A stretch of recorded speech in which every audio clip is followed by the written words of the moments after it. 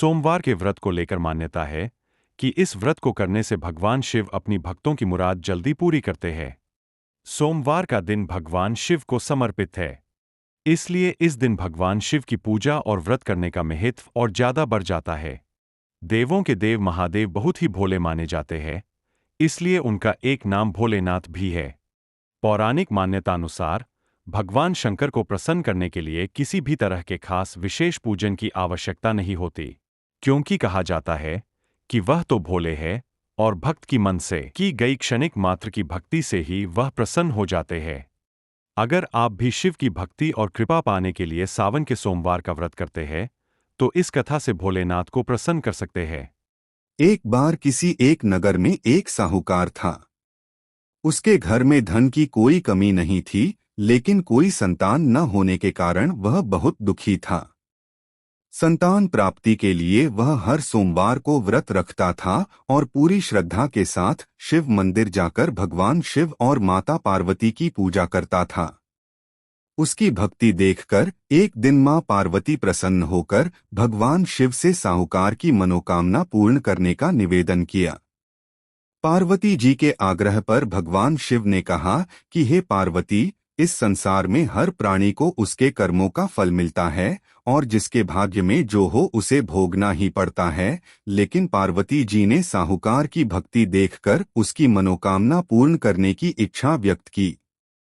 माता पार्वती के आग्रह पर शिवजी ने साहूकार को पुत्र प्राप्ति का वरदान तो दिया, लेकिन उन्होंने बताया कि यह बालक 12 वर्ष तक ही जीवित रहेगा। माता पार्वती और भगवान शिव की बातचीत को साहूकार सुन रहा था, इसलिए उसे ना तो इस बात की खुशी थी और ना ही दुख। वह पहले की भांति शिवजी की पूजा करता रहा। कुछ समय के बाद साहूकार की पत्नी ने एक पुत्र को जन्म दिया। जब वह बालक 11 वर्ष का हुआ तो उसे पढ़ने के लिए काशी भेज दिया गया। साहूकार ने पुत्र के मामा को बुलाकर उसे बहुत सारा धन देते हुए कहा कि तुम इस बालक को काशी विद्या प्राप्ति के लिए ले जाओ। तुम लोग रास्ते में यज्ञ कराते जाना और ब्राह्मणों को भोजन दक्षिणा देते हुए जाना। दोनों मामा भांजे इसी तरह यज्ञ कराते और ब्राह्मणों को दान दक्षिणा देते काशी नगरी निकल पड़े।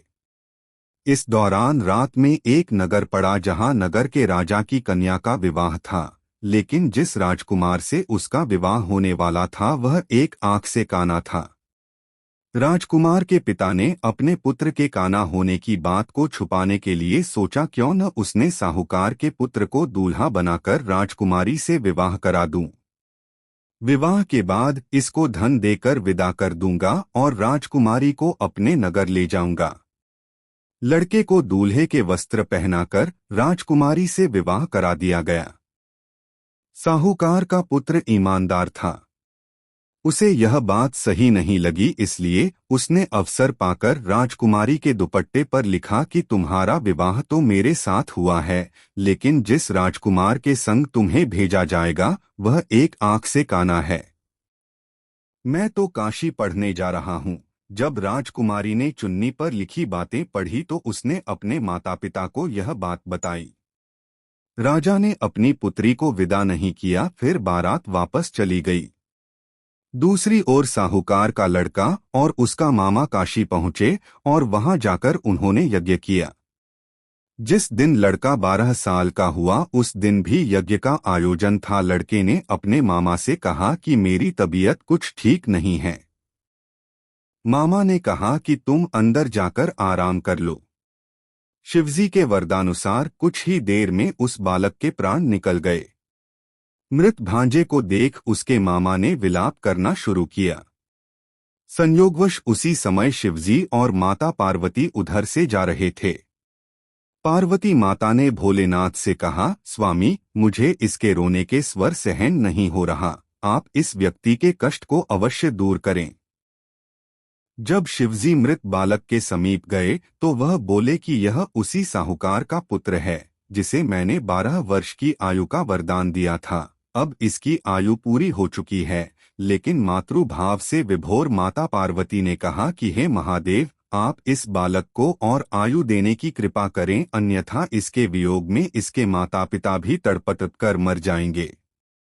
माता पार्वती के पुनः आग्रह पर भगवान शिव ने उस लड़के को जीवित होने का वरदान दिया। शिवजी की कृपा से वह लड़का जीवित हो गया। शिक्षा पूरी करके लड़का मामा के साथ अपने नगर की ओर वापस चल दिया। दोनों चलते हुए उसी नगर में पहुंचे जहां उसका विवाह हुआ था। उस नगर में भी उन्होंने यज्ञ का आयोजन किया। उस लड़के के ससुर ने उसे पहचान लिया और महल में ले जाकर उसकी खातिरदारी की और अपनी पुत्री को विदा किया। इधर साहूकार और उसकी पत्नी भूखे प्यासे रहकर बेटे की प्रतीक्षा कर रहे थे। उन्होंने प्रण कर रखा था कि यदि उन्हें अपने बेटे की मृत्यु का समाचार मिला तो वह भी प्राण त्याग देंगे, परंतु अपने बेटे के जीवित होने का समाचार पाकर वह बेहद प्रसन्न हुए। उसी रात भगवान शिव ने साहूकार के स्वप्न में आकर कहा, हे श्रेष्ठी, मैंने तेरे सोमवार के व्रत करने और व्रत कथा सुनने से प्रसन्न होकर तेरे पुत्र को लंबी आयु प्रदान की है। इसी प्रकार जो कोई सोमवार व्रत करता है या कथा सुनता और पढ़ता है, उसके सभी दुख दूर होते हैं और सभी मनोकामनाएं पूर्ण होती हैं।